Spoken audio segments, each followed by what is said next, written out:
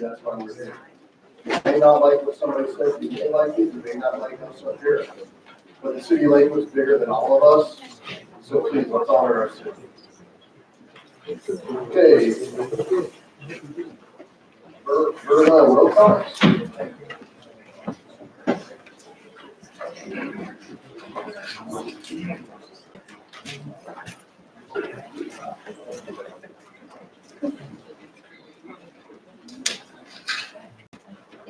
My name is Verna Wilcox, and I would like to know that the people in this room can hear me tonight. Yes. Yep, gotcha. Okay, I'm here at the request of my community. I appreciate the opportunity to speak to you tonight, but I can't tell you how angry and disappointed the people of Lakewood are in your performance. You have failed to uphold the law of the land. You have suffocated our dreams and our hopes for our community with your overdevelopment, get rich, panhandling crap. And we're tired of it. And Mr. Paul, I'm asking for a silent demonstration by a simple show of hands for the people in this room that would like to see you resign, sir.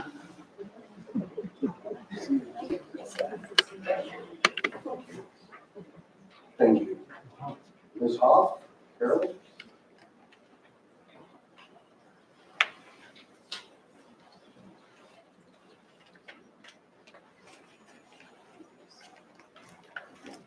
And then I have, John Westone, you did not indicate you wanted to speak? Good evening. I'm here because I, like everybody else in here, is a concerned citizen. The woman, Laura McGee, who spoke before me, really laid it out. She said everything that, well, she said it way better than I could. But one thing that I needed to review was the mission statement for the city council. And so I just took a picture of it, and so one of the core things is to act with honesty and integrity, to communicate openly. And another one of them is to be progressive and innovative while respecting the traditions of the community and honoring our neighborhood's values. And that really got to me. That statement got to me because I feel that my neighborhood was so utterly dishonored in Ward 4, Greenmount Estates, where the 261 units are still going up. And so that's how I got involved in the first place, because everyone in our neighborhood is very dishonored by what happened there. And the other core community value, one that sticks out to me, is quality living environment. So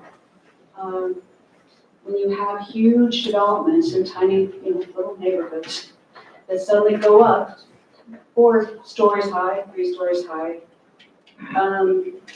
that is what reduces the quality of living in our environment, in our neighborhood. I don't have a whole lot more to say. The numbers that were thrown out here are just too much for me to go through right now. But that is why I'm here, why I worked so hard to help the initiative pass. I was one of them that really helped and walked the neighborhoods to help it pass. And boy, talk about David versus Goliath. And so here we are, still fighting for the initiative to be followed, the ordinance to be followed. And 6 months later, whatever it is. So I am very disappointed and frustrated and watching things happen that, well, everybody is upset about. And this overdevelopment has affected our schools. And what is this, 6 minutes, 5 seconds? Am I done? Okay, I'm done. But just the core efficiency. Thank you, it goes fast. John, you didn't indicate you want to speak, you have further question. Okay. Katie, you still here? You signed up early on the agenda. Dolores? Lynn?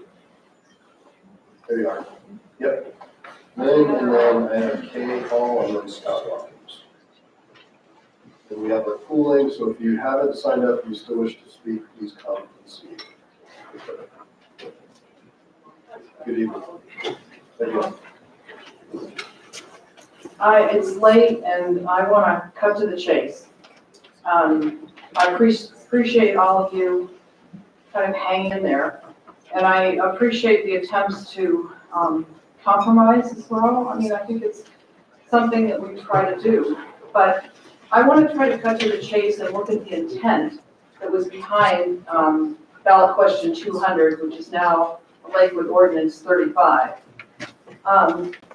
Since it was put into effect July 12th, up until that point, we had already, well, let me start at the beginning. I think that the most important intent in that was to, and even this compromise mentions that, was to achieve 1% growth limit. And that applies to the first year, 2019, and also for subsequent years. The one number that I can make sense of, because there have been some things that were hard to understand about the numbers, but the one that I can rely on for sure is what it says in the ordinance, that there were 672 allocations available for new dwelling units in 2018.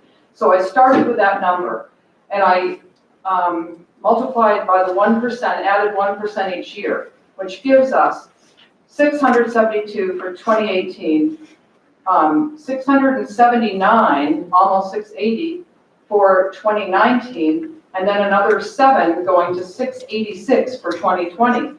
I think we should institute and make it simple and make it a definite number of 686 allocations for 2020, because that's what the voters voted on. The 1% would make it, if you do the math, you will get to 686 as the number for 2020. Now, unfortunately, in the year in 20, it was intended by the voters that this would be started January 1st, but unfortunately it started halfway through the year, about roughly July 12th.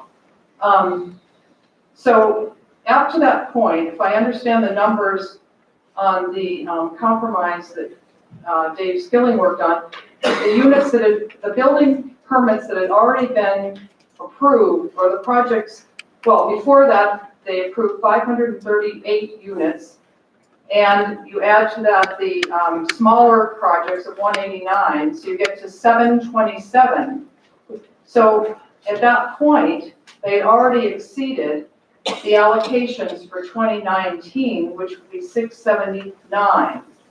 Now again, I'm starting with the year 2018 is 672, so 680, 679. So really, realistically, since we'd already approved 727 building units, we should not go higher than that. So really, nothing else should have been approved. And the other intent, I'll very quickly summarize, the other important intent was of the voters was any projects of greater than 40 units needed to be reviewed by city council. Time's up. We totally ignored that. Please. So I think we need to get back to that. We should not pass any project greater than 40 that has not been reviewed by city council. Thank you. Ms. Hall? Mr.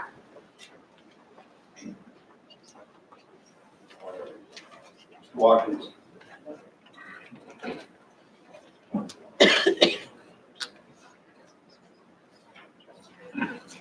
Good evening. Good evening, my name is Scott Watkins. I'm here to represent Westline Village, which we mentioned earlier this evening. Our Westline Village project has had great community support, as you probably recognized earlier this evening with the two chairs of the 2 Creeks Neighborhood Organization coming and speaking out on our behalf. We've had a great working relationship going back to 2015 with the 2 Creeks Neighborhood Organization. Unfortunately, we've also been caught up in the initiative 200 of implementation. While supporters may feel that the implementation is very clear, many others do not feel this way. What also makes it very complicated is that in addition to the law, which everybody wants to talk about, there's also other laws that are in the books. And I'm no lawyer, so I'm not even going to get into all that. I'll leave that for others a lot smarter than me. But it's not just as easy as just the one house. There's a lot going on here. And I commend all of you for dealing with this for many, many nights. Applying the law, the new law, and retroactively, projects that had already started the process prior to July vote, is not fair and it infringes on property rights, and I'm guessing will result in expensive litigation for the city. You have a solution that's in front of you today that has been worked on by Mr. Skill. This is a good bargain, I think. This is not an easy process.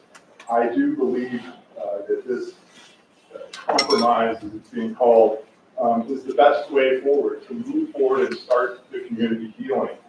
It's a solution that will not end up in expensive litigation, preserves property rights for all property owners while still implementing the will of the voters.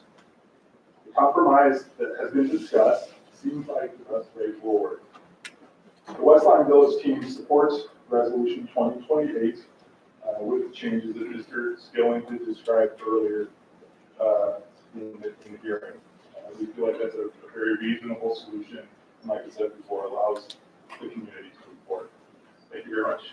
Thank you. All right, Mr. Khan, you have cooled your time. One of your coolers already cooled her time, and is Ray Johnson here? So we implemented one other person. I'm trying to give you leeway. I'm going to try to get you to get this done in 7 minutes, please. I have someone else who's going to give me their time so I can have a full 10 minutes. I had the rug pulled out from under me on this. I did everything in good faith and I'm meticulous. I'm acting in good faith as well, trying to help you out, so let's go, please. Thank you so much, sir.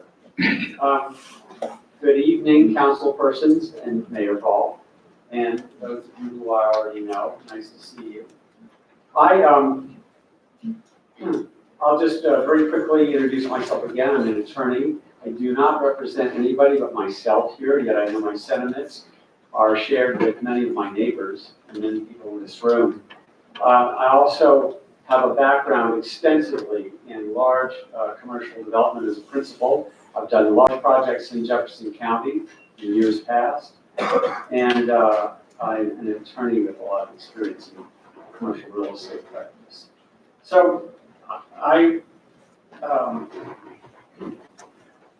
it's really important for me to start out talking about the fact that, and I'm hearing things I hadn't heard before this evening, Mr. Skilling, you know, you can't just pass a resolution which modifies a law that is clearly the intent of the ordinances, the drafters of that, the co-sponsors of that, and the citizens who voted for it know what they wanted, and they testified as to that. You can't modify it simply by adopting a resolution. And this is a term of art, but it constitutes malfeasance or misfeasance, I don't know which, but you simply can't make up the laws against the rule of law that the legislation's clearly intended to create. So I want to speak about the project at 2275 Wadsworth, which has got the title, it's a misnomer, Village of Morris Park, because it has no connection to Morris Park. And what's troubling is, first of all, it's been granted an authority to continue, and it doesn't comply with the ordinance 200, limited growth initiative, because they submitted a site plan for approval and an application for building permit was not secured, and the site plan had not yet been approved prior to the adoption of this ordinance. And that your resolution seems to say, well, they have the right to get a building permit without being subject to allocation, which is not what the law intends. Planning has been allowing this to go forward under the assumption that this is correct and it is the law, but I don't believe that's so. Part of what has taken place is this project does not comport with the character of the adjacent neighborhood. It's just not compatible with it in any way. And again, I'm speaking about 2275 Wadsworth. This is a very large project. It's a 4-story building over 60 feet high. It has a density, size, scale, massing that just simply are incompatible. There's no building within a mile to the north where there are a congregation of buildings like that where this would be compatible, or to a mile and a half to the south to go down to 8th and Wadsworth to find a building like that. The Lakewood zoning code adopted May 13th, 2019, it is stated in multiple ways, repeatedly throughout, about 6 different times. And I'm going to cite them to you very quickly, but you are, at least in the court of law, a judge is deemed to have knowledge of the laws, and you should have knowledge of the zoning codes. 17.3.1.1a speaks of the requirement to ensure compatibility of uses of the various zone districts. 17.3.3.1b requires residential zone districts being primarily intended to maintain and promote the desired physical character of existing or the existing character of development in those neighborhoods, in the existing neighborhoods.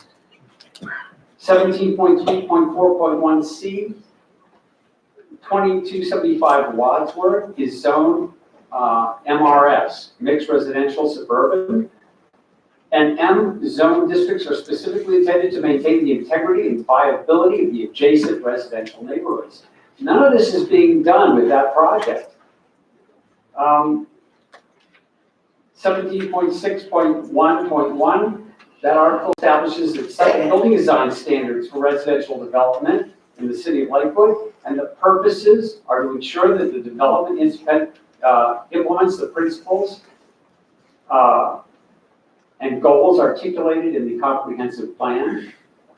And the purpose of the design standards, the article, is to provide opportunities for residential infill development that interact well with the character of the adjoining neighborhoods. 2275 Wadsworth doesn't comply with any of those foregoing requirements. And Travis Parker testified on January 15th here before the Board of Adjustment on an appeal or a hearing on the White Fence Farm development when asked about being able to pass judgment or rule on lack of compatibility. The planning department does not have that authority. It vests with you, the city council, and you, the mayor, to have a hearing and make determinations in that regard.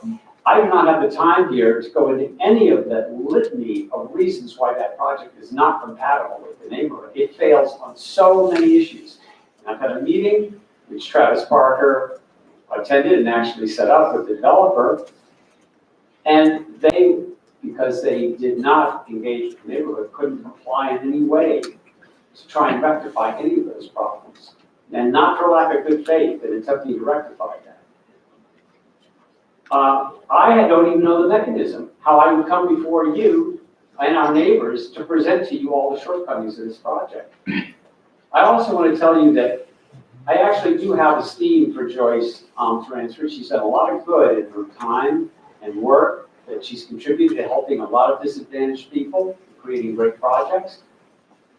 If you are a student of history, no person who's accomplished much in their lives has not gone without making a consequential, serious mistake in their time. And anybody who tells you they've never made a mistake has never accomplished much or attempted much. This is a really big mistake on her part. This can't go forward. And you need to, on the grounds, however it is, whether failure to comply with 200, failure to be compatible with the existing neighborhood, have a hearing on this matter, you need to stop that project. It's just not viable for our purposes.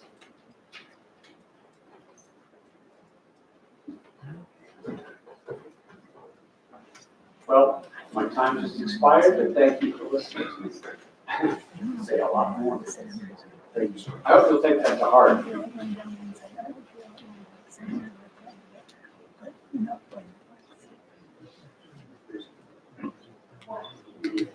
Blaine Nisha?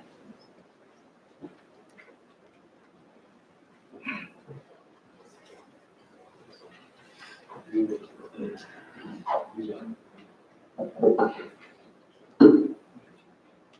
evening, Mayor and City Council.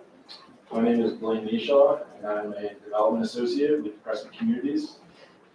I'm here tonight to express our support for the unamended version of draft resolution 2020-8. Unfortunately, we haven't had a chance to review the full amendment from Councilor Skilling tonight. Crescent is the major site plan applicant for a multifamily development at the former White Fence Farm restaurant. We can't hear you. For some context on the project, we initiated planning and consultation with the Lakewood City Planning Department in 2018. We proceeded carefully and intentionally to maximize the historic reuse of a portion of the property to ensure the project would be fully compliant with the zoning ordinance and compatible with the surrounding area. We did not rush this project to meet any kind of deadline. We submitted our major site plan application in March 2019 and the building permit application in June 2019. Crescent could have submitted these applications sooner, but instead we devoted significant time to meeting and working with the neighbors on various aspects of the project in hopes of achieving some consensus. These meetings included HOA representatives from Wildflower Patio Homes, Lakewood Estates, and Summerfield Townhomes, amongst others. Changes to our project made as a result of those meetings included reducing density from 260 to 235 units. We've continued to proceed slowly and in good faith throughout this process, and we're pleased that unamended draft resolution 2020-8 would not unfairly penalize us for doing things the right way. The resolution would properly protect vested property rights by grandfathering in applications submitted prior to its effective date, like ours, while still achieving the intended result of the Lakewood Growth Initiative. I'd like to add that the Board of Adjustment resolution last week upheld Director Parker's interpretation of our zoning, so there currently is no litigation surrounding our project. In summary, we support the unamended version of this resolution, 2020-8, and we recommend its adoption. Thank you all for your time today. Thank you. Jerry Coffey?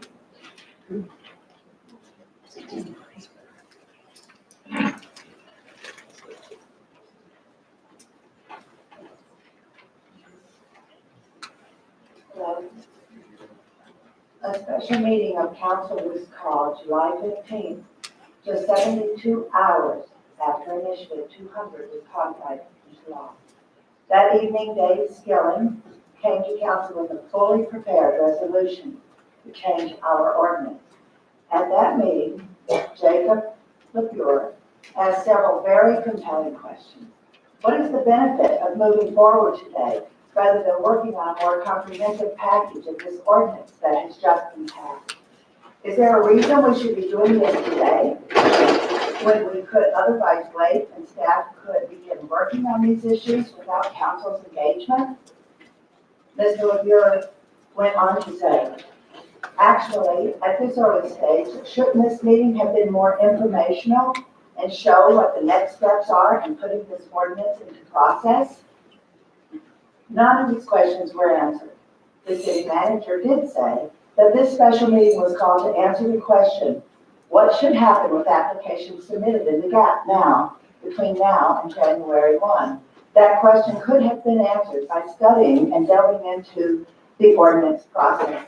The meeting continued with Barb Franks asking Mr. Parker to quantify the number of projects that are at the cusp of filing for a building permit and how many could potentially get there if this motion were to pass. Mr. Parker said he was aware of only one project that was completed, that had completed the multi-year process of filing for a permit. The other projects could not probably get to that stage of having permits by the end of this year. Dana Gutwein asked Mr. Parker if it is practical that there could be this line outside the door of projects trying to get in before January. Mr. Parker responded that except for possibly single-family homes, that the approval timeline of 8 to 12 months is just too long for that to be a practical concern. Charlie Abel suggested we communicate with the legislators of the ordinance to clarify the language, intent, and process before hastily moving forward just 72 hours after the ordinance had passed or had been enacted into law. But regardless of all the cautious input, the resolution passed 8-3. The resolution did pass 8-3. Rainey Johnson and Mike Vieta are the two counselors here tonight who voted to support our ordinance's intent. Tonight, January 27th, Mr. Skilling has come back to the council's chambers with another motion for resolution in hand. The July 15th resolution set the stage for tonight's resolution. Remember Mr. Parker's words 6 months ago that only one project was closed? Thank you. Charlie Olson.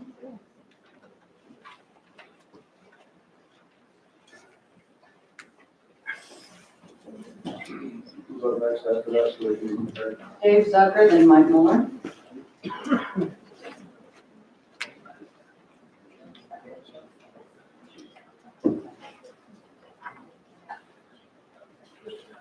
Good evening.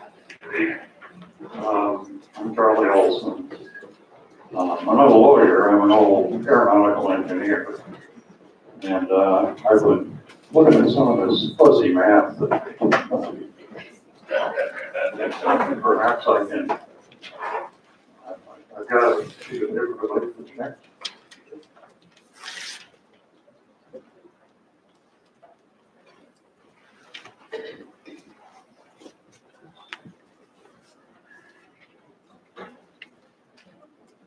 Okay, I wrote this down. This is what Mr. Hutchison presented on January 6th.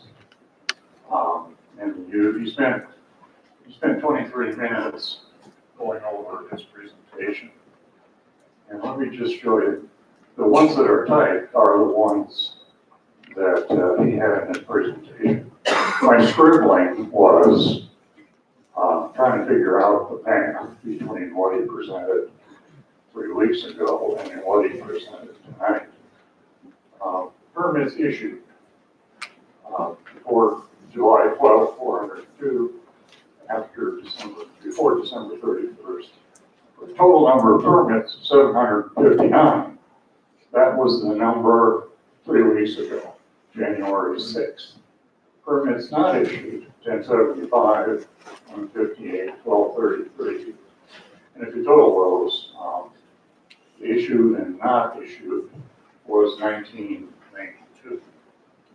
Okay, tonight, somehow we got from 759, originally he had 996, but it's 966. So somehow, during January, the number of permits increased by 207. So I interpret that the city of Lakewood in January issued 207 permits. So those 207 permits should not be last year. They should be this year, 2020, because his numbers are January 6th. His numbers tonight were January 27th. So either he's got fuzzy numbers when I built airplanes, I didn't dare use fuzzy numbers. And we sure seem to have a lot of fuzzy numbers, going around here tonight. Where did those 207 building permits come from? That he assigned last year when they were really issued this year. Thank you. Thank you, sir. David Zucker, Mike Muller, then Nate Whitman.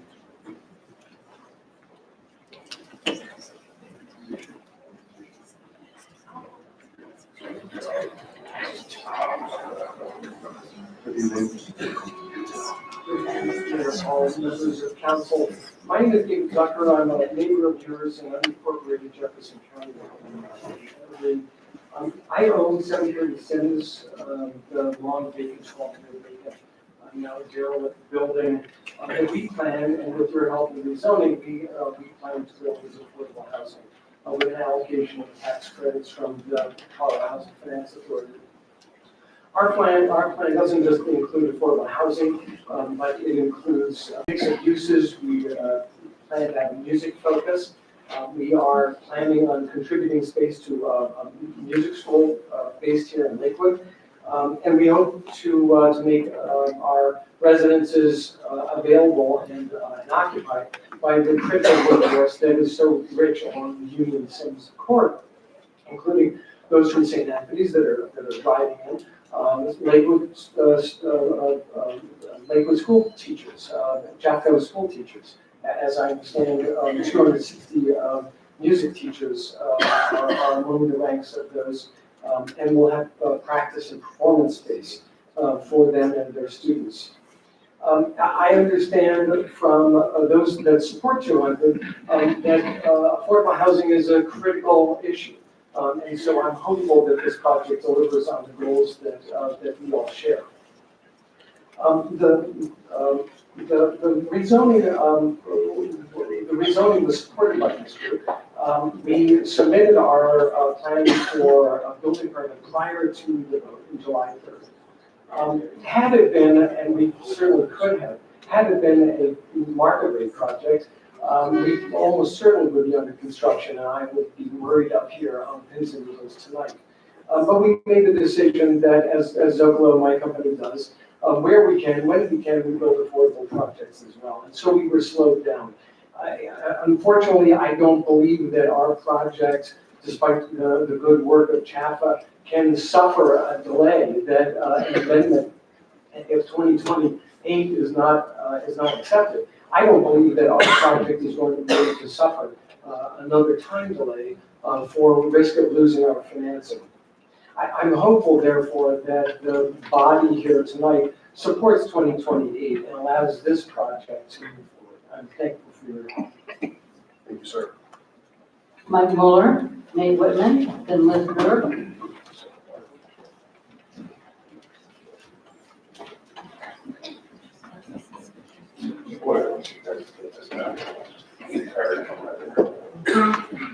I need to.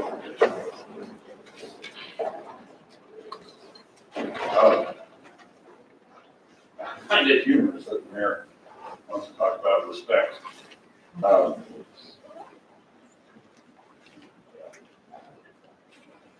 can't understand when the people of the city lie to us on such a regular basis as been shown tonight, why we should respect anything that's on this council or by anything.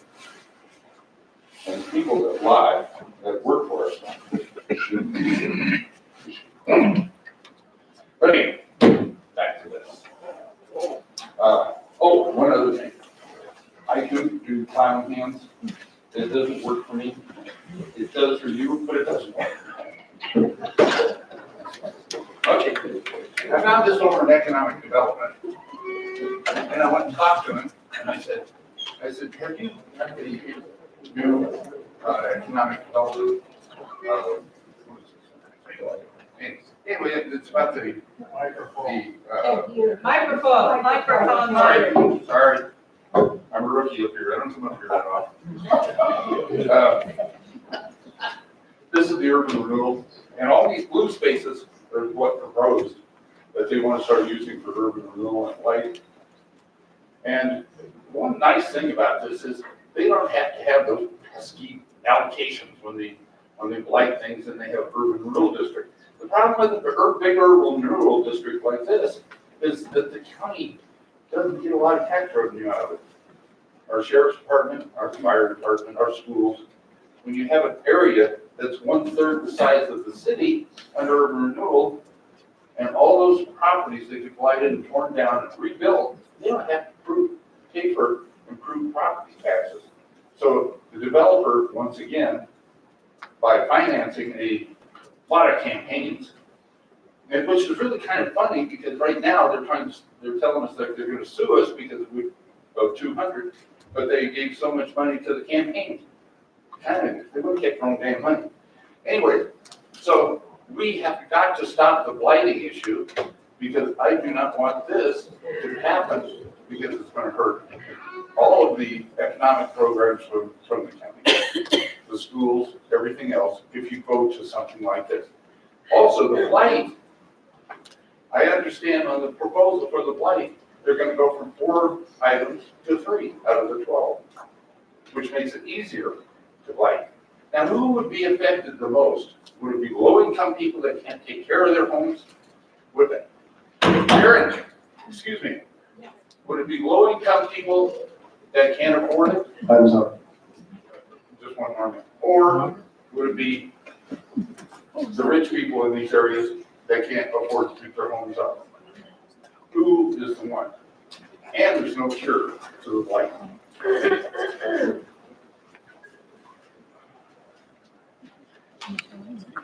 evening. Good evening, my name is Nate Whiteman from Ward 5. Did that eat into my time?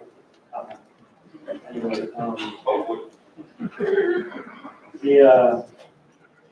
so I can tell everyone in here, I just came from a point in time survey for the homeless. And there are people in Lakewood who are struggling way worse than anything that this has to do with. And so for perspective, right?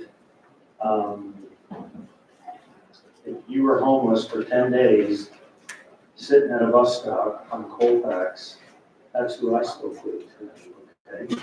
That things can be a lot worse, and we have an awful lot to be grateful for. And so I appreciate all of you up here, and I know what you're doing is terribly difficult. And but it's going to take compromise to get through this. And I don't know why I don't hear that from anyone behind me, but that's the only way through. And if you look at all your wards up here, right? Ward 1, half of your constituents voted against 200 except for 15, right? 15 people, 1-5. So half of your constituents think they don't like this idea, okay? Ward 2, I think you were a little bit in favor, but half of your constituents liked it or didn't like it. Ward 5, right? We were a little bit against it, but it's half and half. It's gonna take compromise to get through here. Half of your constituents, except Ward 4, right, voted for and against this. And for you to ignore the other half and run down the railroad of 200 here, I think is ridiculous. So I hope you keep working forward. Mr. Skilling's plan, we would have loved to see Mr. Abel's plan, if there was such a thing.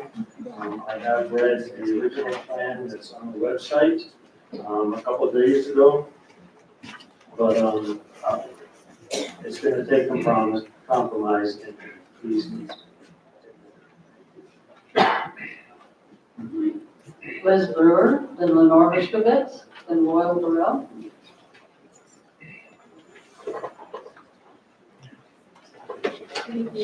Council, I too appreciate each and every one of you for taking time and effort. But I also want you to know that numerous of us did vote on this. We expected it to be completed. And this was last July. So I know it's taking a lot of time that I don't understand either. Should have been resolved quite a while ago. I'd like to make a little bit of a positive note, in that you changed directions a little bit here, to be able to have a little bit of a discussion up here before we came with public comment. I think that's fabulous, because we heard what your thought process was. If that could ever be repeated, I think it would be beneficial. I'd like to give a quick note about regarding White Fence Farm, the Board of Adjustment hearing. There was a tie vote, and there needs to be a majority. So that's just a clarification. It was a tie vote. I never imagined it would still be here after all of these weeks, but I know that you guys are going to work this out. But realize that extremely important to, I think, the whole initiative is that 40 units. Please don't let that dismiss. Please keep that within your thought process when you look at whatever reviews, whatever circumstances come to be. That's extremely important. And thank you for listening to all the people in here. There's many at home that are thinking the same thing. Thank you. Lenore Herskovich, then Royal Burrell, then Mike Beery. I'd like to address this to the councilors who are planning to vote in favor of resolution 2020-8. When you were sworn into your office, you took an oath to support the charter and ordinances of the city of Lakewood. Your duty is to follow the laws whether you like them or not. On July 12, 2019, the Strategic Growth Initiative became the law. Unfortunately, its directives were never followed. Over the course of the next 6 months, 4 councilors tried to get the initiative back on track, but their efforts were repeatedly blocked by the remainder of the council. There were enough delays and excuses to run the clock out. Now we have this compromise that basically suspends the intent of 200 for another 2 years. Those of you who consistently voted to thwart any attempts to allow the initiative to move forward as written are guilty of dereliction of duty and violated the oath you took. While we don't get the chance to choose the city staff who've been ignoring 200 altogether by passing out hundreds of building permits in the last 3 weeks of 2019, we do elect you. Instead of enabling them to continue this overzealous behavior by altering the terms of the initiative, we expect you to control this runaway train before it goes off the rails altogether.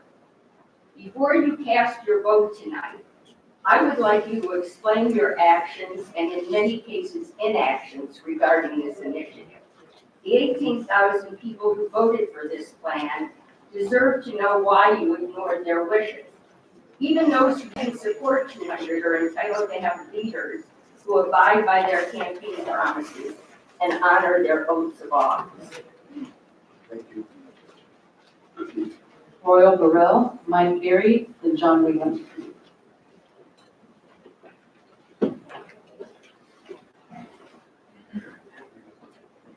Good evening, good evening, everyone. Council members, Mayor, thank you for hearing me tonight. And thank you for letting me speak before this office. I want to say that I have a great deal of respect and I look up at the work that you folks do, even though sometimes it doesn't seem or very easy or a little confusing at times.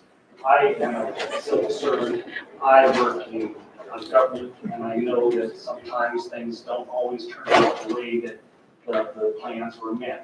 I looked at the initiative that came through, and it was, I have my opinions about it, but it's passed and we're trying to implement it now. The problem, my biggest problem that I've noticed in the discussions here in the previous couple of weeks and tonight is that even though we had a plan to implement something immediately, we didn't set up a plan for stopping what we were currently doing. We didn't have a methodology for winding down the old permitting process and before standing up the new one.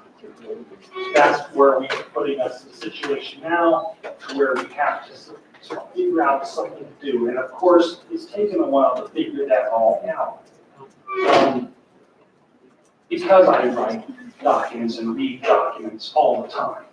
It's one of those things where I look at the doc, I know that there was a lot of work trying to put definitions to terms, and does this phrase and sentence mean this and that?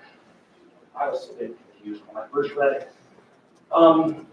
So as for the things that were actually brought up tonight, Mr. Skelling's situation where it was trying to get everything done in 2021, I'm all for supporting something like that as a transition as compared to going long term, because the long term just bleeds it out.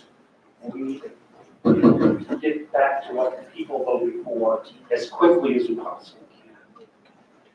And I wanted to also say to Ms. Johnson, I too am a little concerned about maybe the developer trying to game the system. This is one of those things we need to be looking at, but I also live in a neighborhood where there have been people who have been sitting on blighted, undeveloped land for the longest time, waiting for someone to waiting for make me move off of it. And they're waiting for someone just to come in and develop that property. And they're not going to do anything with it until that happens. Thank you for hearing me tonight. Thank you all. Mike Berry, the John Whelan.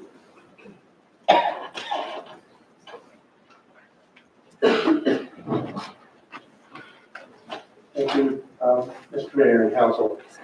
Just a remark about a statement made by the representative of the Crescent Communities about the recent Board of Adjustment hearings on the White Fence Farm appeal. He said that the Board of Adjustment affirmed the Director Parker's interpretation. We may not have had the benefit of a letter sent by our council to the Board of Adjustment returning on Friday. There was actually a tie vote on two of the major issues, both density and height. And I would like to read from you a section of Lakewood City Code so you can understand that. Lakewood City Code provides that the Board of Adjustment shall approve, modify, or deny substantive matters before the board using the form of a resolution. The concurring vote of a majority of those members present shall be necessary to carry out any other matters before the board. So it requires a majority vote. In the event that there is a determination eventually, for some reason, that our appeal is not successful or it is denied, we do fully intend to appeal that decision to the district court. Thank you. John Whelan. Is that it? Yeah, after John. Okay. So last call. If you want to speak, please. Good evening. I'm John Wyland. I've been in Two Creeks neighborhood now for 15 years. I lived in Green Mountain for 20 before that. And I've been a co-chair of the Two Creeks neighborhood organization. Went with Jay through the RTD fiasco that went through the neighborhood. And I just want to say that this initiative has stopped any growth in the way of grocery stores. We had no grocery stores in our neighborhood. I guess we have Natty Grows is a mini mart of natural grocers. And the Safeway store is not going to be fixed up. The Albertsons has been gone as long as I've been there. So we have Edgewater, which is doing some pretty amazing things right now. But when you come across Colfax and you come across Sheridan, it's like you're going back in time. And I feel real bad that this has happened. I understand. I've worked for the city for 20 years, and I understand where you guys are coming from with a few of the neighborhoods. Your space that turned out to be development land that has been sitting there waiting for development to go for quite a while, and I appreciate all the work that you guys do and what you have to go through with what's going on from some of the other people behind me. Good luck here. Thank you. Okay, I'm exhausted the roster. Thank you all very much for part two. We got through it. Appreciate all the comments that were made. One clarification, we'll have to read it in. Is the motion, if it were as read in, minus any amendments, good to go? And then we would just amend from there, so just a procedural question. So the resolution that's in the packet,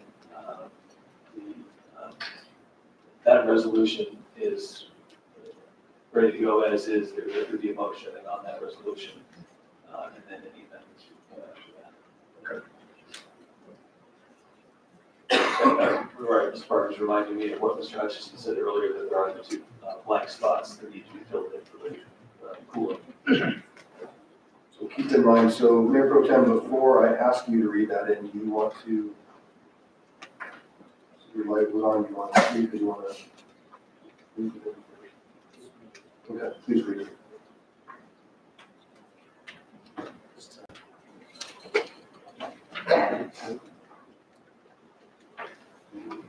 Yeah, I understand. I move the adoption of resolution 20-. So we have a motion and a second, let's begin discussion. Mayor Pro Tem, your light was on. Thank you, Mayor. I want to just rehash this. My name is very popular tonight. Maybe not in the context I would have liked, but I just want to go back to that July, because it was mentioned a lot in public comment, the July resolution that we came up with as a council, because there was this question of, there's a project that's a multi-phase project that's been around for a long time that was told to us that has done everything that they had to do other than submit that building permit application. And this council heard that, and I don't think anything has really changed from the information that we received. It was the one big project, and then there were the smaller townhouses, and I believe one additional smaller project, but the crux of it was the 281, which was the West Line property.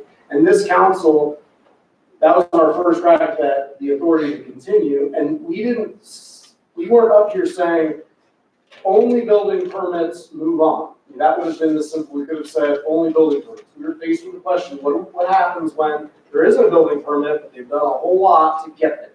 And that's where this authority to continue started. That was 83. So that's where we went, when it was 3 days after the passage of the ordinance. Well, yeah, because there was this issue that came up, and we as a council debated it. The next time it came up, and I don't repeat myself from earlier, but the next time it came up was a request for council action that said, okay, council, there are some of these bigger projects, a few of these, that don't appear to have been ready for prime time, and yet somehow they're being considered to go through on this authority to continue. Again, we did not say that, oh, these projects didn't have building permits, so why are we even discussing that? No, we spent many, many hours, and the request was, I believe, I'm paraphrasing, that if it didn't have an approved site plan, then it should get allocations and not be allowed to continue. That's how this conversation evolved. It's not, I guess myself, use me as an example, it's not myself coming up with ways to engineer some compromise or anything like that. This has been an evolved conversation that we as council have been struggling with. And anyone who says we haven't been struggling with this hasn't been watching. So it isn't just as straightforward to say, well, y'all should have just done exactly what the law says. Well, we've been struggling with this since 3 days after the election we've been talking about it. So it started with that, I suppose, I'll take somebody's word for it, there was the 8-3 vote. I know that it was pretty good consensus on that first July 15th vote. And so here we are, after all that time, after all of those debates, we've coalesced it down. I put forward what I thought was a good resolution to that. It takes into account all of those conversations where everyone said, there's something to this authority to continue. It didn't just, we never said it's just building permits only. Never discussed, to my knowledge, otherwise we would have been in and out of here in 10 minutes. So there had to be something else. There were these projects that had done everything necessary to get that permit, but they hadn't gotten it yet. That's where we find ourselves. So we're trying to find a way to reconcile that idea of people that had been in the pipeline for however long, since 17 or 2018. What do we do with those folks? And I think this was a way to go forward that says we're going to honor that, but at the same time, we're not messing with this ordinance. We're saying it is 1%, period. My final comment before we start the discussion. We hear a lot about the 40 and over provision. I am a proponent of the 40 and over provision. As you will recall, my first week on council, I proposed that very thing. Long before this thing passed, my very first speaking parts on this council was to introduce 3 big initiatives. One of them was, I think, setting up the Development Dialogue Committee because we wanted to address these zoning issues that I saw in my neighborhood that I wasn't happy with the mixed use and the way they were developing. One of those proposals was anything, I think I might have said, people say I said 30 or more, it could have been 30 or more or 40 or more. It was large developments need to come to this council. That was one of the very first things. When people asked me about this initiative way back when, in 2017, when I was running for council, that's what I harped on with this. Because you know what? That 40 units, that's something I think the community's been asking for, some of this oversight. But with that said, the issue we face now with this ordinance is that that type of oversight only exists in certain contexts in this ordinance. For example, if you wanted an exemption to build a senior living facility that's 40 and over, there's all sorts of provisions that talk about that, and that's in section 14.27.040C, that you have to meet the comprehensive plan, that it has to fulfill the character of the neighborhood, those types of things. But that's not for every project 40 and over. This is specifically for senior projects, if you're applying for an exemption. Okay.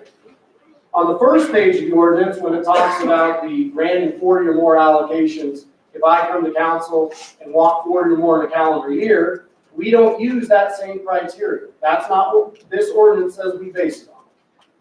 It says, I can get more than 40 allocations in a calendar year for my development if I can show that such an accumulation of allocations will not prejudice the allocation process, and one of 2 other things, that there's some unmet community need for such development, or that there have been insufficient applications submitted to it. That's our criteria for reviewing the 40 or more. That's what we have to go off of. So when we say we want to do hearings for these four projects and what have you, what we're really talking about is whether or not we're going to grant them allocations based on availability.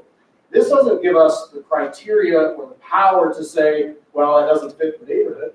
That's not what this particular ordinance does as it reads now. So with that in mind, I understand what my fellow councilors are saying when we talk about the 5-year banking and relieving some of the pressure, that sounds like a pretty good idea because that would give us more allocations so that we can actually build more affordable housing if that's what our goal is. So maybe 2 years is too short. Maybe you need 3 years because that would give more allocations. But from what I'm hearing, it's some type of audit. What we're talking about, I think from the proposal was they're getting granted or placeholding those allocations. That's what we're talking about. Now, if they go to a hearing, we're not discussing at that hearing whether it's a good project, bad project, any of those things. That's not what the ordinance allows us to do right now. So I am hearing what the community said and all the councilors I've spoken to ad nauseum on this issue, that yeah, maybe the 2 years could be too short. Maybe it should be 3 years. Maybe we should be looking at that. Or maybe even a full 5 years. Maybe that's a good way to go because it, as Mr. Abel said, that relieves some of the pressure. So with that said, I just wanted to give a little bit of background about where I was coming from with this and why in this we were looking at, it could be easy to say, well, let's just make all those old projects go through hearings. But those hearings they're There's no teeth to them. There's nothing, there's no criteria in which we could judge those, other than how many allocations each gets. And that's what we're accomplishing right now, is figuring out how many allocations they get. Councilor Vincent? Yes, just a few clarifications, and thank you for that, Councilor Skilling. One is I know that I was chastised here. What I want to let people know is that I was having a side conversation with one of my counselors, and what I want to let the viewing public out there know is that what was put up there for you to look at as far as the blighted areas was not what was agreed to by council, I think clear back in October. We had already made an adjustment that would only be by the URA areas that were Colfax. And as a matter of fact, it also includes Belmar. Those were the only two areas. The map that was shown up there included a lot of other discussion points, but was not part of the agreement that we agreed to. So that was a side conversation, and I apologize for having that, but I wanted to make it clear to the public. One other thing is I think that we had a question that from someone who wanted to build hotels. Hotels would be exempt for this, would they not? Because that would be a business.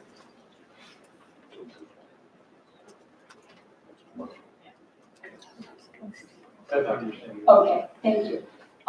The one other thing too is we need to look at this, and I really don't like the name of the Skilling proposal because I will step up to it in that I really wanted something to react to. I was not knowing a way to honor what people said about the 1% with it being in the middle and approved, and we have to implement this in the middle of the year. So I will step up and say, I didn't come up with an amendment. I wanted to hear what Councilor Skilling said, and then I would have some context. I would have something to react to.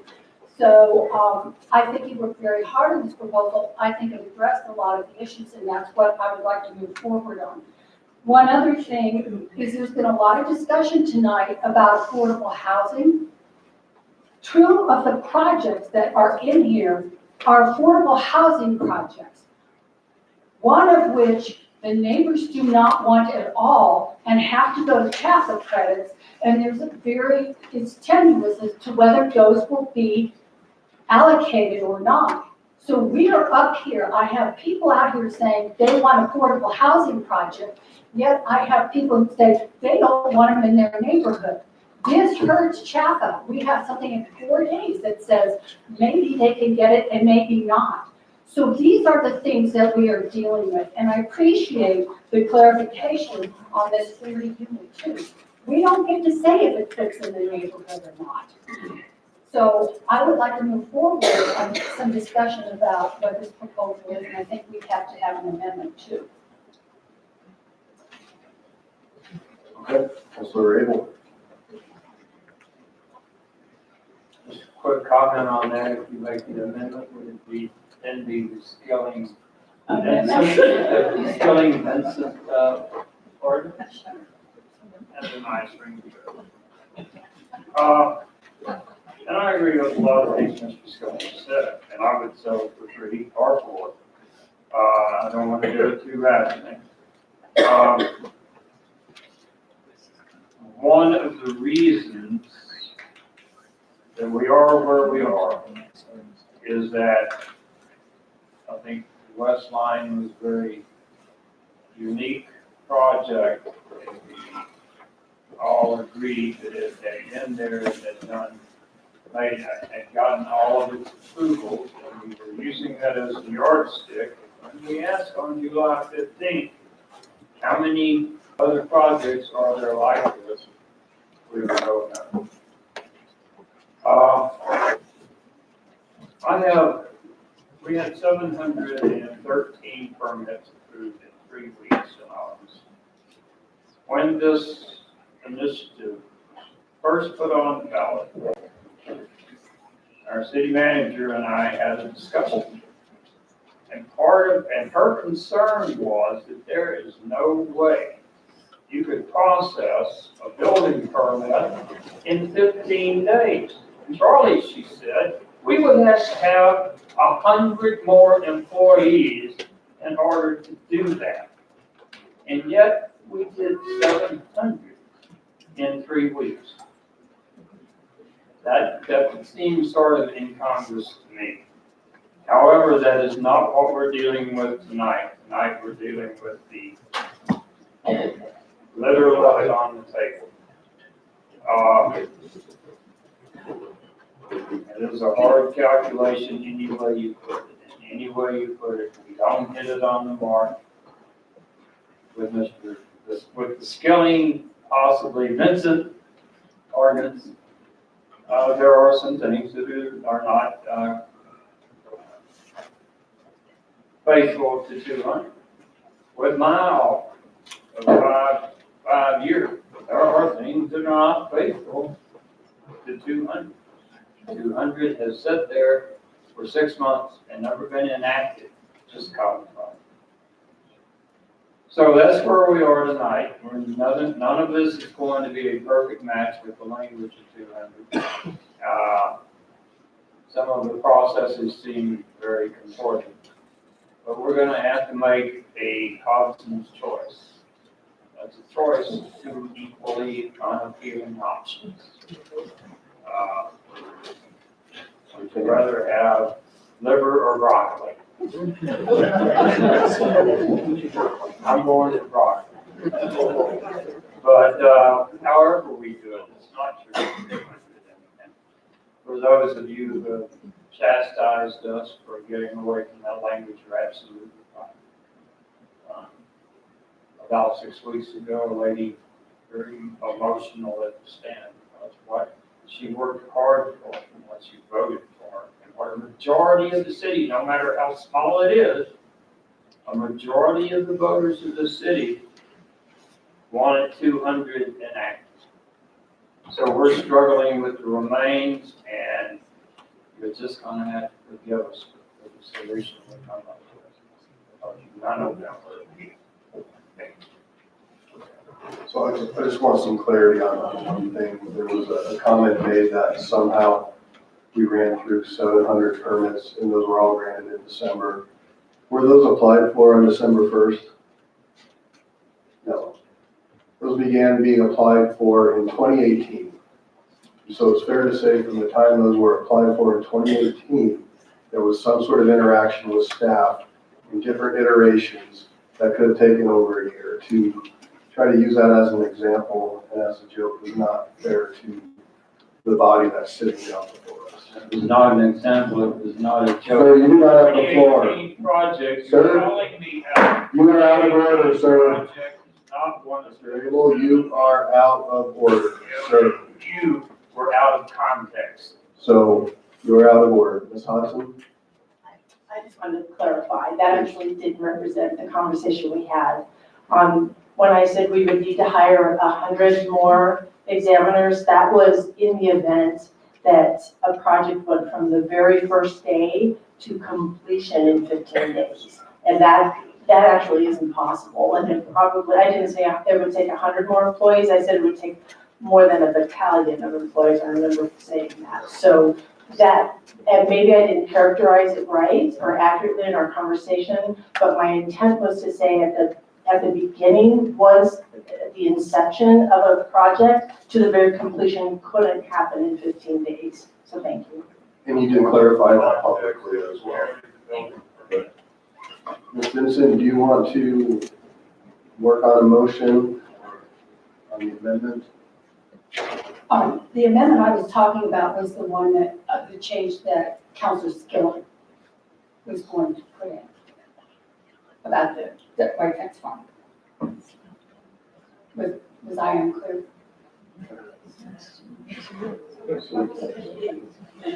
What I want to do is move on this Skilling proposal, but I understand there's an amendment for that.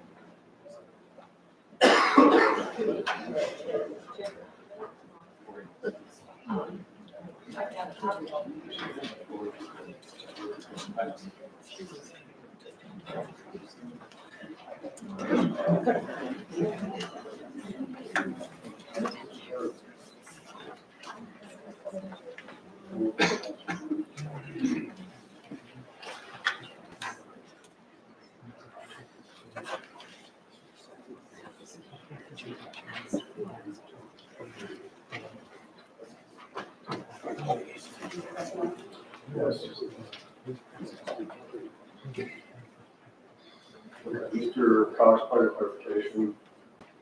Mayor Pro Tem Skilling.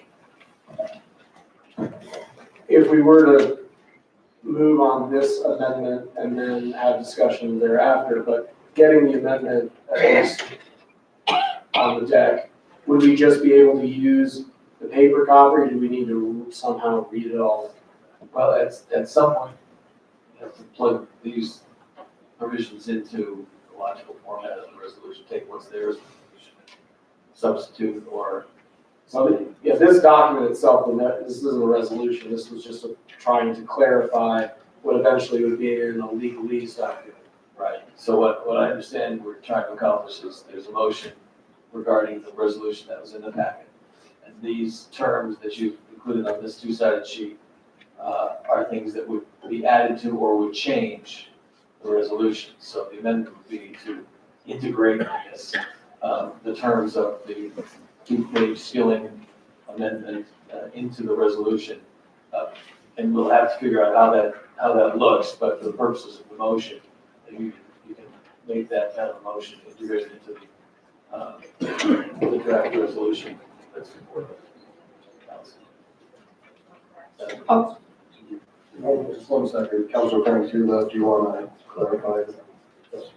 Okay. Well, sorry, because I stepped out of the room. What I'm trying to clarify is I want to make sure that I have everybody, if we have other counselors here that have amendments or something, I kind of want to be thinking about it holistically. So if let's say that a counselor here goes, well, I agree with everything, but I think we kind of need to have those sort of teed up because I don't want to then adopt something that then later some. So if everybody who maybe turns their light on, if they have an amendment or a wholesale change, I think we need to know that before we go down the path of starting to do anything. So I would encourage you, anyone, if you have an amendment that you'd like to make, let's get that read in now where we always can be contemplating all of those options as we then do these amendment votes. So if you have one, I certainly am interested to hear it.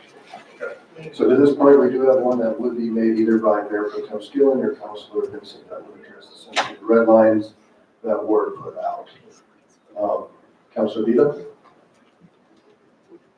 Thank you, Mayor. So here's where we sit tonight. We've got months of water that's gone over the bridge or gone over the dam that we're trying to deal with in the context of this resolution tonight. I understand the community's frustration with, the way this has been handled. I don't know what else I can tell you.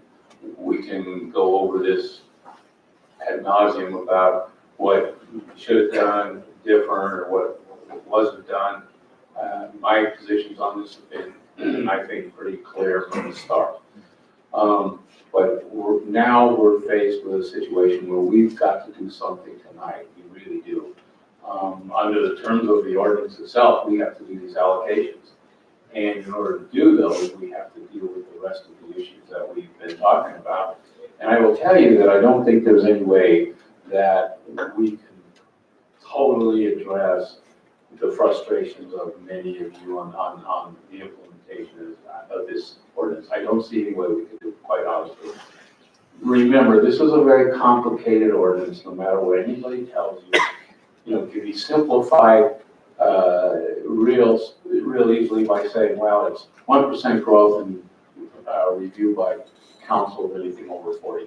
But it's not that simple. There's 14 pages of text, and you can imagine that it says more than that. And there are many nuances involved in this ordinance. And so we're going to try and have to deal with those the best that we can. We're probably not going to be perfect. We're not going to satisfy everybody. But I think we'll do the best that we can here. And I hope you'll accept that. I will not accept the ordinance or the resolution as written. I don't think that it goes nearly far enough in trying to recognize what the people have passed and what the ordinance says. However, I would be willing to do this with Mr. Skilling's proposal as a start. I do think it would be better if we could stretch that out over 3 or 4 or 5 years so that we can cut down some of those allocations in coming years to allow them to be used for other purposes like affordable housing. I think that would be a reasonable resolution, a reasonable compromise, and I think it still honors the 1% that you all have passed. It would do that. The other portion that I would have to have if I was going to vote for it, and again, it's somewhat of a compromise, but I think it's reasonable, is that I think we have to have those 4 projects that are over 40 units.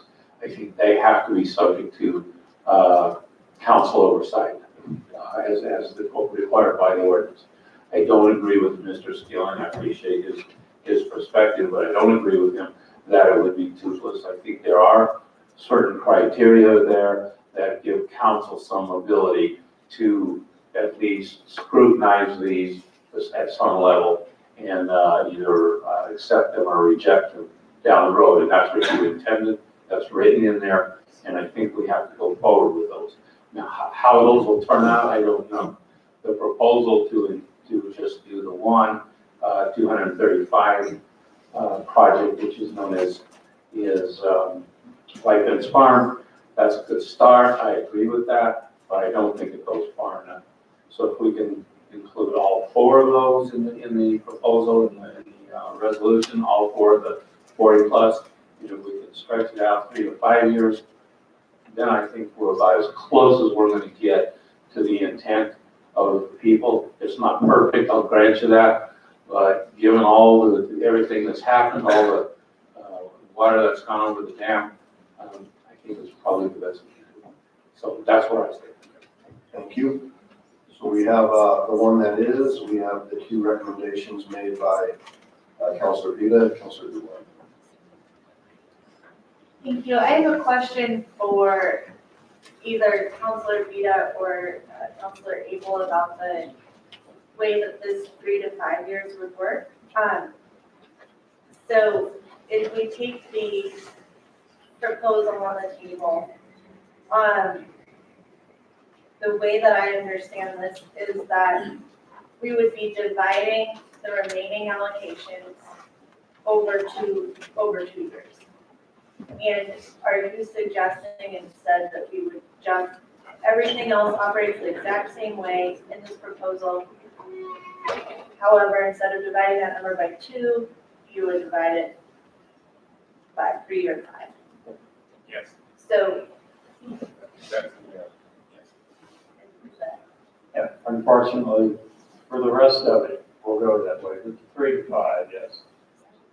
so in other words, the projects that we are counting that would go through would continue to go through, I guess, subject to potential other amendments. Everything else operates the same way, we're just changing the 2 to 5. Councilor Johnson?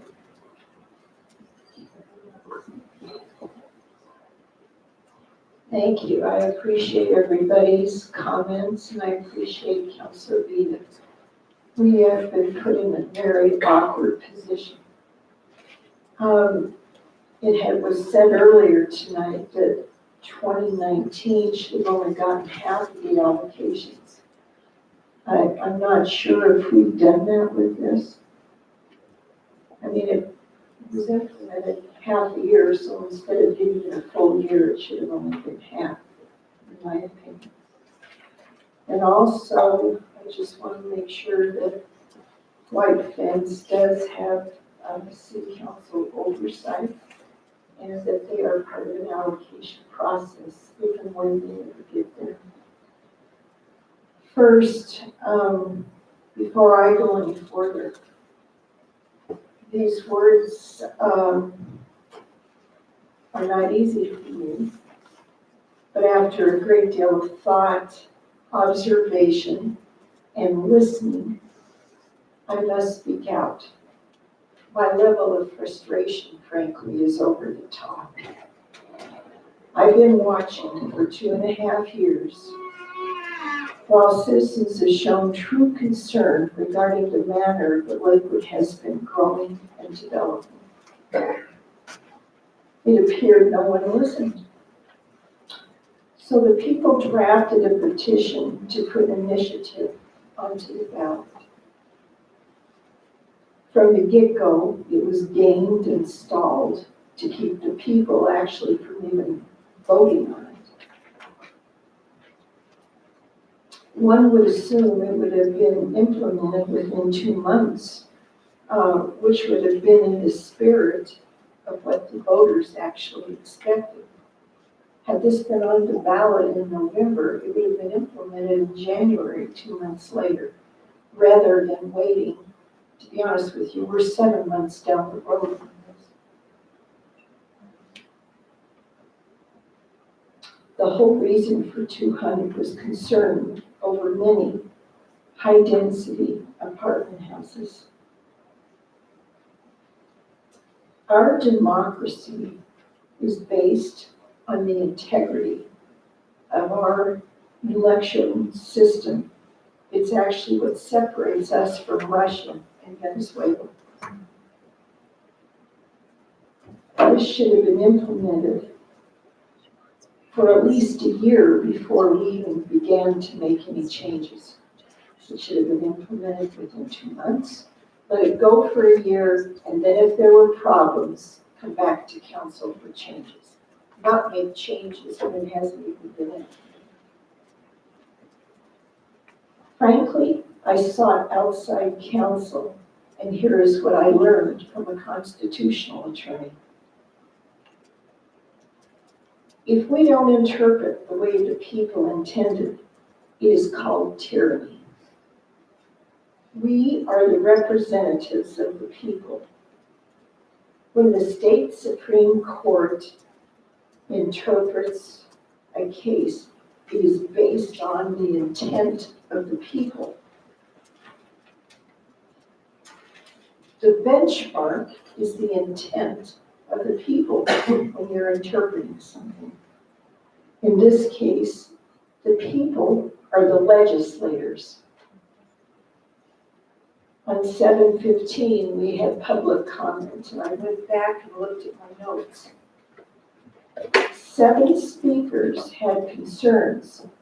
They had gone forward with projects based on staff information to proceed. That was on 7/15.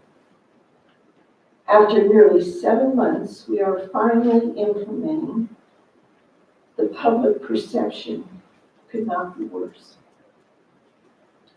All of the permits that were given in 2019 has put city council actually in an impossible predicament.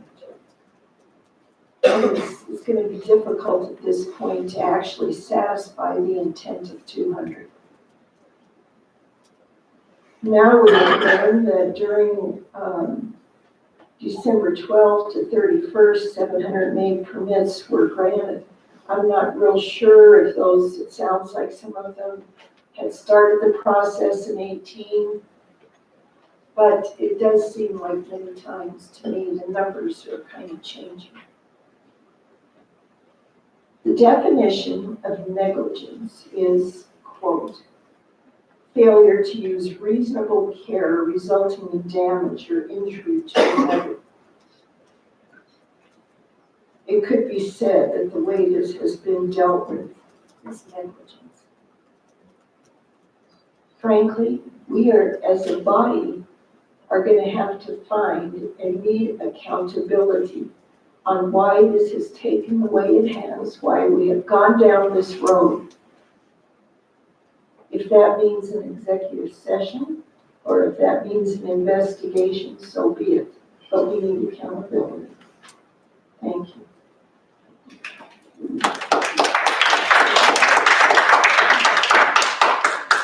All right, we're almost making it through, so please, it is late, and we're not gonna have those outbursts, okay?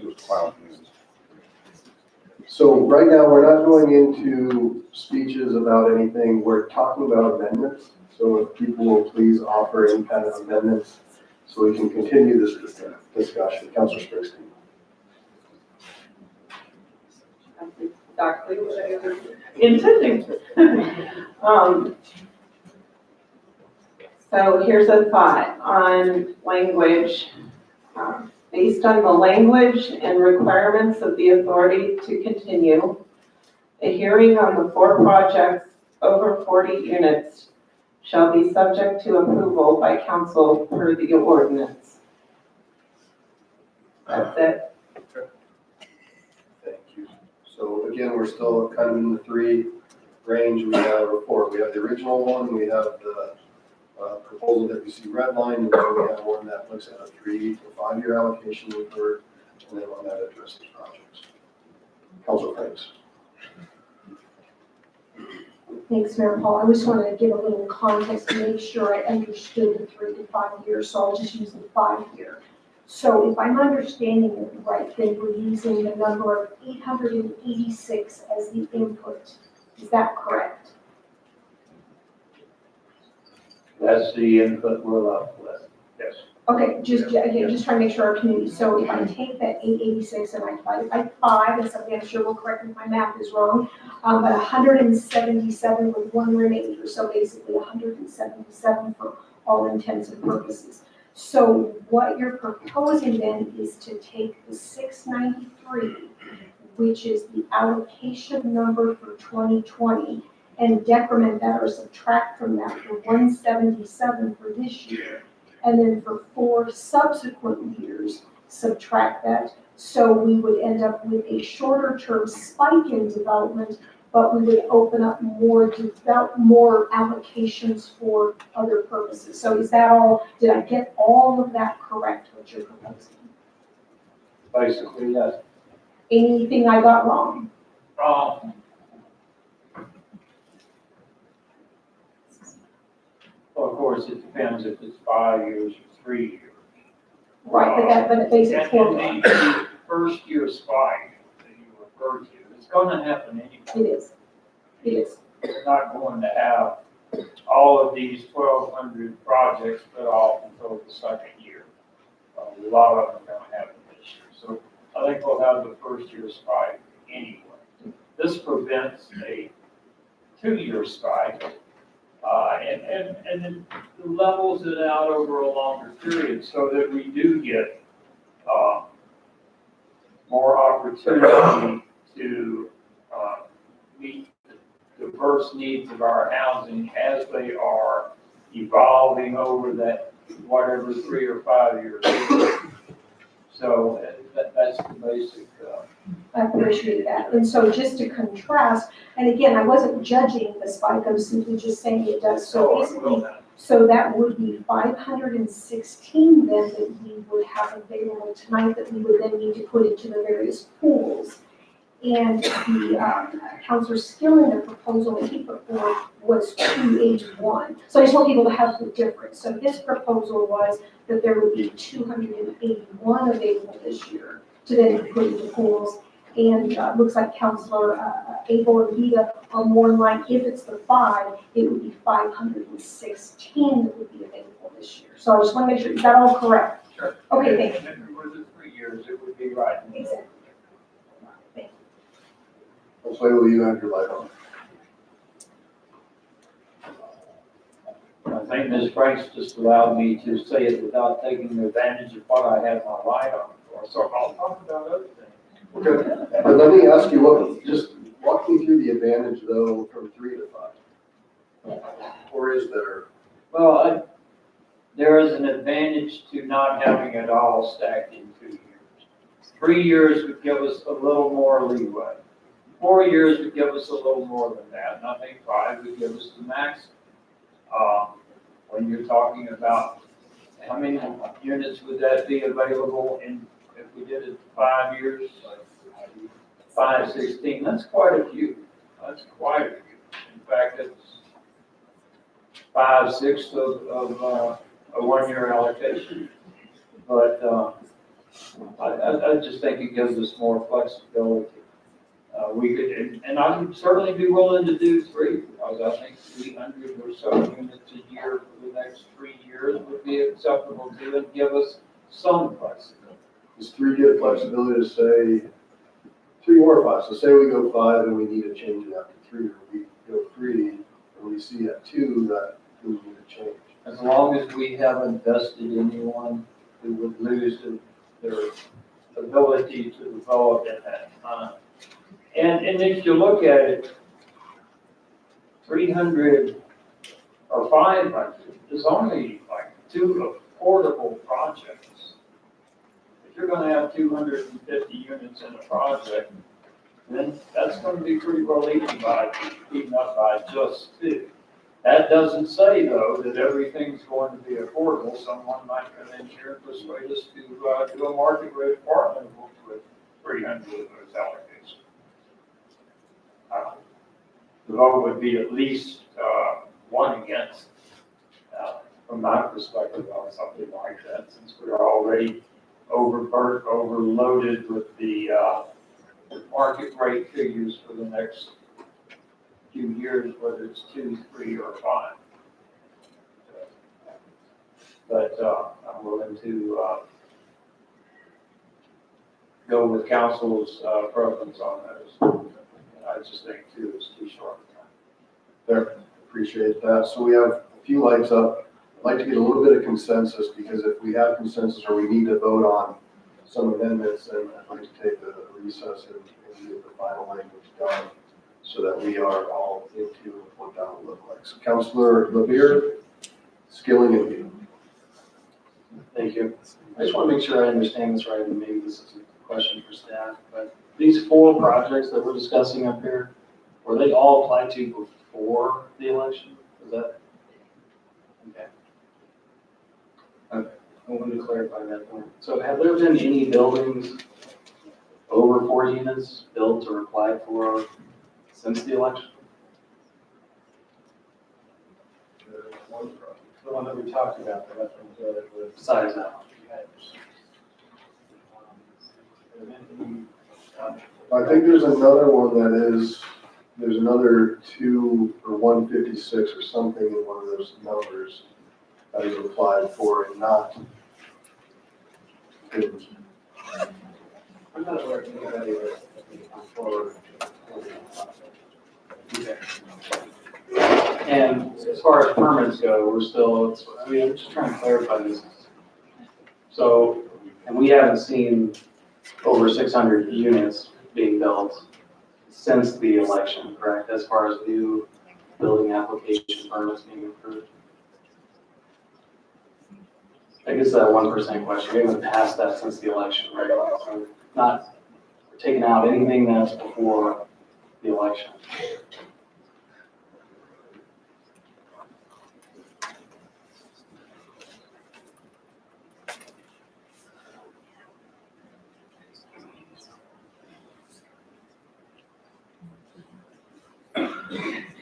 One of the challenges in discussing these kinds of details is making sure that we're both talking about the same thing. Right. Are you asking how many units were included in permit applications since the election, or how many units received permits since the election? I'll take both if I can. I can try. It is a simple answer. I mean, I'm trying to have a sense of what we've done since the election, because I find it's challenging when we're talking about things that happened before the election, because of obviously the vested rights that a lot of us are concerned about and the potential impacts of us trying to meddle with those particular rights. I think there are obviously some projects that are pretty clear, or more clear, that we would have some sort of role in determining, because they might not have actually met the threshold necessary. So I'm just trying to get a sense of what actually happened before July 12th and what happened after. Let me answer the first question being in timing, and that is the number of units for which applications were accepted after the election during 2019, so July 13th through December 31st. Those applications that were accepted represent 515 units. I don't have the same number for the number of units that actually received permits, but referring back to the earlier presentation, since the bulk of the year's permits, the bulk of the 2019 units that received permits in 2019 received them in December. You may remember that the December number was 713 units. So it's something more than 713 and less than 966. But we received permits after the election. It's that number is somewhere between 713 and 966.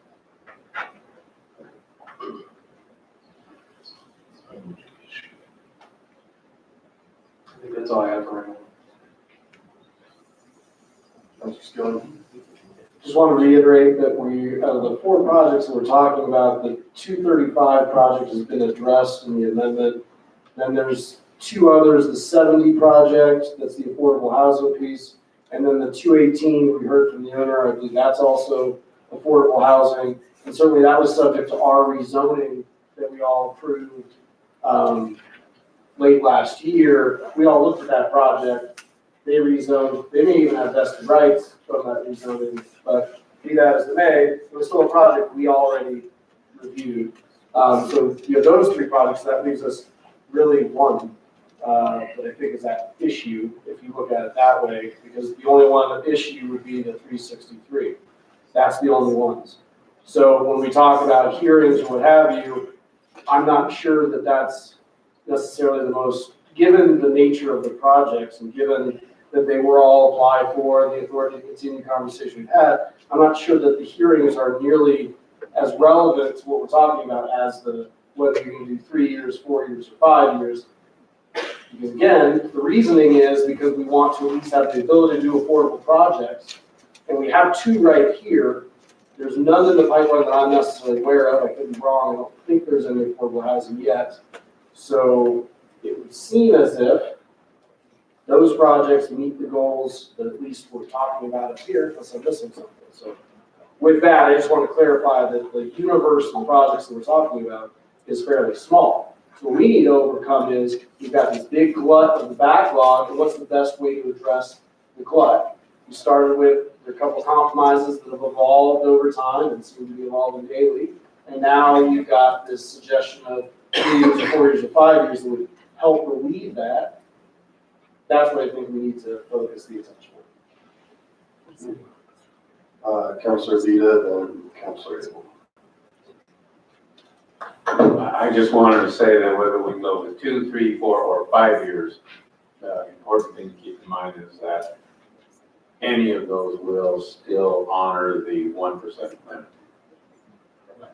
So I just want to be sure. Councilor Abel? I agree with a lot of what Mr. Skilling said, although he did say it appears.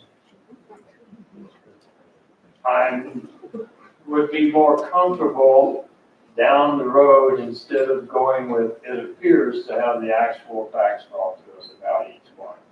Certainly, we're not looking to kill those projects. That's not the idea. We just want to know if they are as they appear. Secondly, and a clarification, please. I would like to ask the fellow from Westline, but I believe that the statement was made that Westline did not apply for its permits in 2019. It's my impression you did apply for the permits in 2019. You just didn't pick them up until the first business day of 2020. Is that correct? Okay, so they all applied in 2019. There's not one that was hanging over and made those applications for permits. I just wanted to clarify that Westline indeed had made its applications prior to December 31st. They didn't go it's like there's $1 billion over there, permits, but, not quite. Nice job, $1 billion. Maintenance and M still will be. Councilor Franks, and real quick, because I've had some requests for a break anyways, if we get some sort of framework, if there's a consensus of 2, 3, 4, 5 years, we can start to look at that, as well as, I think the other two are just self-explanatory, as far as either those 4 need hearings or 3 need a hearing, or 1 needs a hearing and the other 3 don't. Councilor Franks? Good, thanks, Mayor Paul. So I'm wanting to clarify that is the objective, if the 2 are reported to be affordable, that we're just trying to confirm that they are we thinking that there may, I guess I'm trying to understand, bringing them for a hearing, trying to understand the objective, so it's clear to us and clear to the public. So is that objective to ensure that they truly are affordable projects, that we think that there's some risk? I guess at least help me understand that piece. I think it's good. Yes, sir. Councilor Beal? Yes, or that they comply with the requirements of the ordinance. That's all we're saying, is that let's go through the process, make sure that they comply with the criteria in the ordinance. And if they do, great. But the ordinance, I think requires them to go through that process because they're over 40. And so we're just saying, and this is what people would say right along, just follow the ordinance. The ordinance says they need to be scrutinized by council. There's criteria that's in there. We apply the criteria. If they fit, great. If they don't, then too bad, right? That's it. If I expand, Please. we're not talking about a hearing like we had with the rezoning of the Sims Street property where it was, yeah, you can do this or no, you can't. We're looking at their suitability and their compliance with the rest of 200. And certainly, are they affordable? Is it 20% of the units? Is it 100% of the units? Just that sort of thing. It's not that we're looking to kill a project. We're just looking to make sure everything is as it is on the face of it. And that is why it's included, that the council look at projects over 40 is included in the ordinance as it was originally passed by the voters. Are they what they say they are? And does this fit within the framework? And that's the way it is within 200, and that's the way we'll be doing it a few years down the road once this initial glitch is taken care of and we're past it. So to stay faithful to the language of the ordinance and to ensure that it does jive with all of that, then yeah, and it can be. After you showed me we would have 500 units a year, I started thinking that may be more extra than we want in this initial period. So I could go with 3, I could go with. Right, and I just wanted to ask a question from staff and just to make sure, so we're all just wanting all the information so we can make good decisions up here. Does that potentially, do you know the financing mechanism, does that put those at risk in any way? Because we certainly would need to factor that in. Doesn't mean I'm judging how anyone would, but just we have to base everything on facts. Does it put those projects at risk if they then need to go to a hearing where they could be denied? So again, just to have the facts. I hate to add more complication, but the requirements of the ordinance are projects that need more than 40 allocations come to you for hearing. So it's incompatible to both exempt them from allocations and require them to come for hearings. So if you as a council want to see these projects, you need to make them comply with all the ordinance. In other words, get the allocations. So they need to come in and get allocations, then they have to come. So you have to make them comply with all of the ordinance. Otherwise, it's an ordinance change to require somebody that doesn't need allocations to come in and then the criteria don't make sense because the criteria are about availability of allocations. So we're that if we separate the need for allocations from the need for the. So my suggestion to you is if you want to see these 4 projects, you make them, comply with the entire ordinance that get allocations, which then changes the numbers, then you don't need to exempt as many future, but you will have enough allocations to grant even the small projects. This may be a good time for that barbecue you're talking about. One thing, one second. There's other people that were ahead of you to speak, so. I thought this was part of the questions that were arising from my response. I would still have the floor, but. Councilor Benson.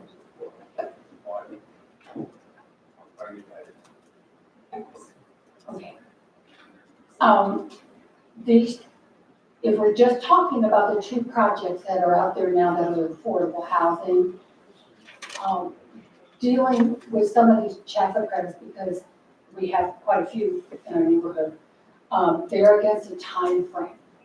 And if it doesn't get approved this time, whether the neighbors want it or not, I'm just giving you the facts of how it's running, which is coming up on February 4th. They will be denied, and they will not go forward because they can't get their financing. And so nobody in Chapel wants to deal with giving them the financing unless they're sure that they can get the allocation. If they're not sure that they can get the allocations, these 2 projects, it will stop there. Agreed, and I think we heard you that. And one of the projects actually was supported by the neighborhood. So when you look at that neighborhood, we have the neighborhood president here who was here for that rezone.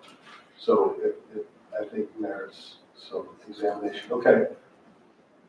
Ms. Hodson, we're going to take a break, but what is going to help while we're taking a break as far as some language? I think we want to examine an extension from 3 to 5.